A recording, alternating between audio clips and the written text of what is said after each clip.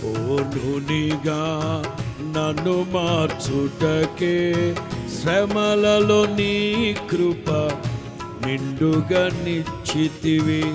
పరిపూర్ణునిగా నన్ను మార్చుటకే శ్రమలలో నీ కృప పరిపూర్ణ శాంతితో నన్ను కాచుటయే నీ నిత్య సంకల్పమే. పరిపూర్ణ శాంతితో నన్ను కాచుటయే నీ నిత్య సంకల్పమే. ప్రభువా నీ చూపెనేని ప్రభువా నీ